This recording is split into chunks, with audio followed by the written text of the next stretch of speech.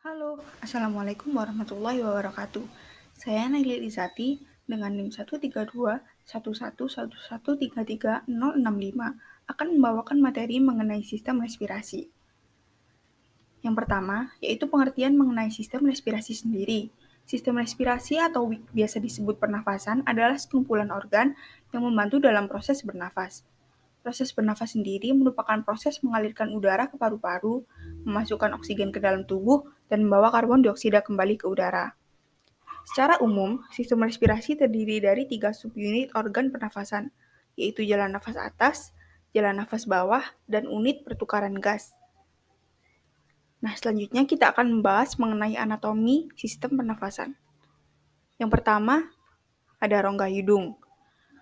Udara masuk ke dalam paru melalui lubang hidung atau nares anterior dan kemudian masuk ke dalam rongga hidung. Saat udara melalui hidung, udara disaring oleh bulu-bulu yang terdapat di dalam vestibulum. Rongga hidung sendiri dilapisi dengan selaput lendir yang sangat kaya akan pembuluh darah dan fungsinya menangkap benda asing yang masuk lewat saluran pernafasan. Selanjutnya yaitu faring atau tekak. Udara dari rongga hidung masuk ke faring. Nah, faring sendiri menghubungkan antara hidung dan rongga mulut. Faring terdiri dari 3 bagian, yaitu nasofaring, orofaring, dan faring laringeal. Nasofaring terletak di belakang hidung dan berfungsi menerima udara yang masuk dari hidung. Orofaring terletak di belakang mulut dan fungsinya menerima udara dari nasofaring dan makanan dari rongga mulut. Faring laringeal terletak di belakang laring, berfungsi untuk menyalurkan makanan ke kerongkongan dan menyalurkan udara ke laring. Selanjutnya ada laring. Laring terletak di sisi inferior faring dan menghubungkan faring dengan trakea. Laring merupakan suatu saluran yang dikelilingi 9 keping tulang rawan dan diikat oleh membran dan ligamen. Salah satu tulang rawan pada laring disebut epiglotis. Epiglotis sendiri berupa katup tulang rawan yang membantu menutup laring sewaktu menelan makanan untuk mencegah masuknya makanan, dan saat bernafas katup tersebut akan membuka. Epiglotis terletak di ujung bagian pangkal laring. Untuk selanjutnya, ada trakea atau batang tenggorokan. Organ ini berbentuk tabung yang berongga lebar seperti pada gambar itu dan menghubungkan laring dengan bronkus paru-paru. Trakea berfungsi mengalirkan udara dari dan menuju paru-paru. Trakea berupa pipa yang panjangnya kurang lebih 10 cm serta dikelilingi oleh cincin tulang rawan.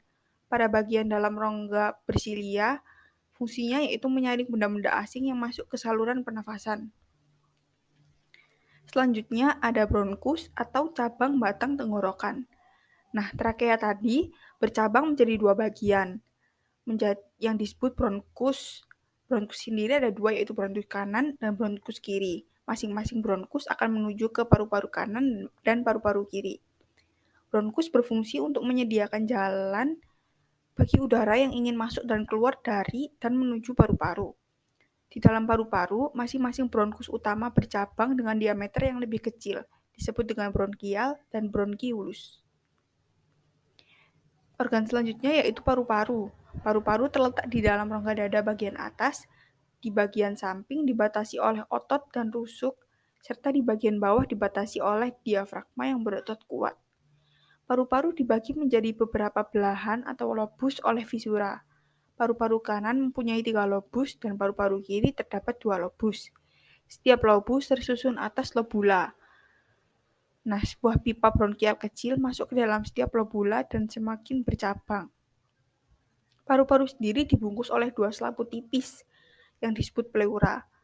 Pleura terdapat 2 bagian, yaitu pleura bagian dalam atau disebut pleura visceral yang letaknya mengelilingi dan melekat pada setiap paru-paru. Yang kedua yaitu pleura bagian dalam atau disebut pleura parietal, berfungsi melapisi rongga dada. Selanjutnya yaitu ada bronkiolus. Bronkiolus ini tadi percabangan dari bronkus yang merupakan jalur utama untuk menyalurkan udara di paru-paru. Bentuknya akan semakin kecil karena melintasi setiap bagian dalam paru-paru. Terdapat 3 macam bronkiolus sebagai bagian dari paru-paru, yaitu yang pertama bronkiolus lobular, merupakan saluran besar yang pertama kali memasuki lobus paru-paru. Yang kedua yaitu bronchiolus respiratory, yaitu yang mengantarkan udara langsung ke alveolus. Yang ketiga yaitu bronchiolus terminal, atau saluran yang paling kecil sebagai tempat transitnya udara. Nah, organ yang terakhir yaitu alveolus. Di alveolus inilah tempat terjadinya pertukaran oksigen dan karbon dioksida antara darah dan udara yang dihirup.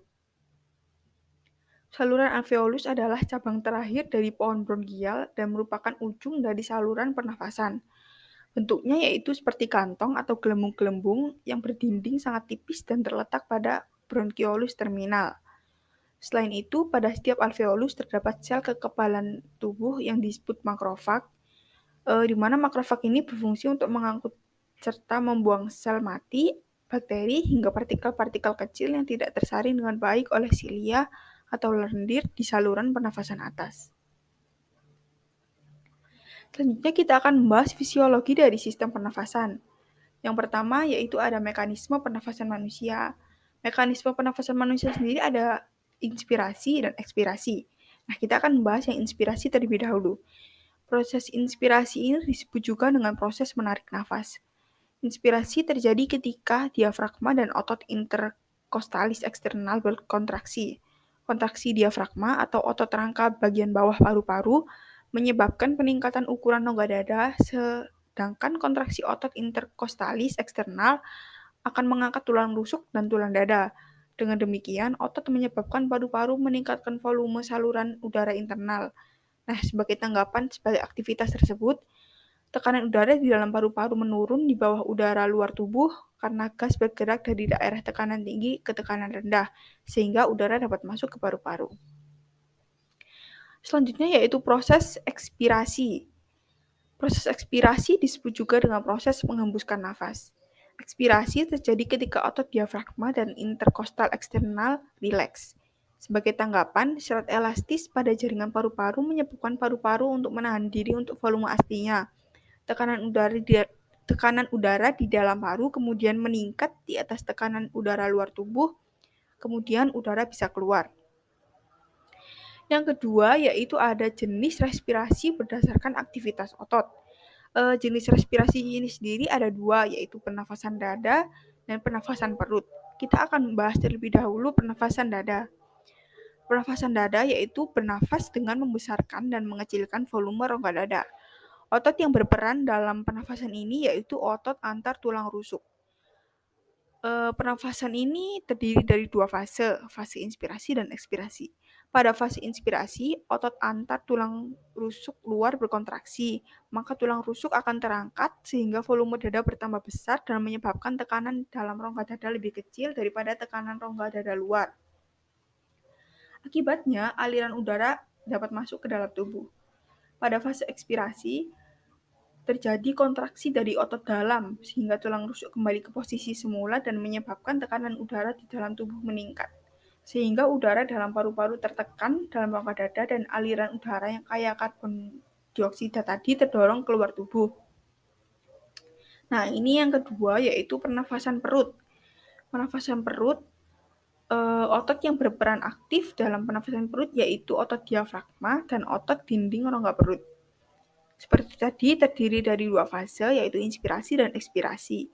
Di fase inspirasi yang terjadi yaitu otot diafragma berkontraksi, sehingga posisi diafragma akan mendatar. Hal itu menyebabkan volume rongga dada bertambah dan tekanan udaranya mengecil. Nah, penurunan tekanan udara menyebabkan pengembangnya paru-paru sehingga udara mengalir masuk ke paru-paru. Pada fase ekspirasi, otot diafragma kembali ke posisi semula dan diikuti oleh turunnya tulang rusuk. Hal tersebut menyebabkan rongga dada menjadi kecil. Akibatnya tekanan di dalam rongga dada pun menjadi lebih besar daripada tekanan di luar dan memungkinkan